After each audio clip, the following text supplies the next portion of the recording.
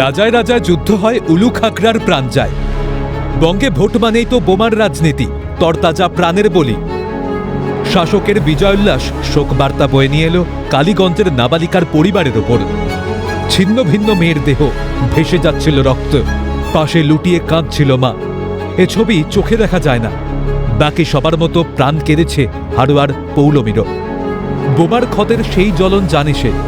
নিমেষের মধ্যে ছিন্ন ভিন্ন হয়েছিল কচি হাতটি, বদলে গিয়েছিল তার জীবন। সেই বোমায় আবারও জলজ্যান্ত একটা মেয়ের জীবন চলে গেল। কিছুতেই মেনে নিতে পারছেন না বোমা বিস্ফোরণে হাত উড়ে যাওয়া পৌলমী হালদার। তারিখটা ছিল 2018 সালের 20 এপ্রিল। তখন রাজ্য জুড়ে চলছিল পঞ্চায়েত ভোট। প্রতিদিনের মতো সেদিন সকালেও বাড়ির সামনের গাছ থেকে ফুল তুলতে গিয়েছিল হাড়ুয়ার পৌলমী।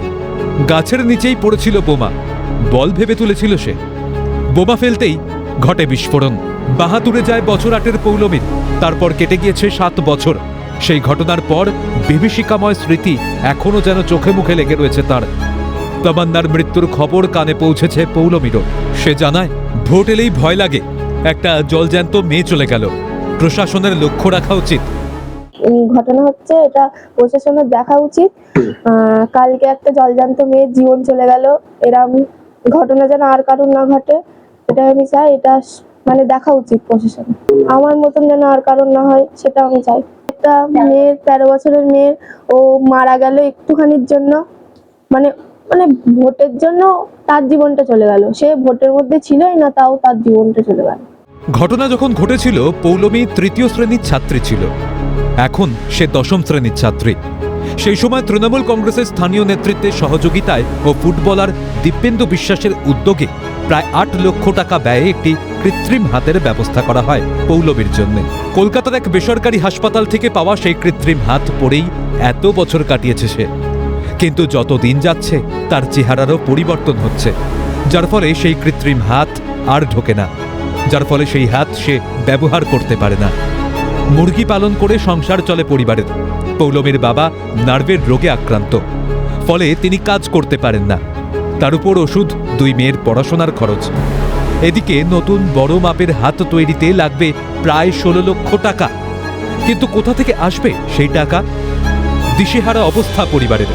বললো, আমার নেতা মাতারা এসে বললো, আমরা একটা পরিস্থিতি দিচ্ছি, যে যে হাতটা উড়ে গেল, তাহলে আমরা ওর পল্লবী মাকে একটা আমরা কাজ দিয়ে দেবো।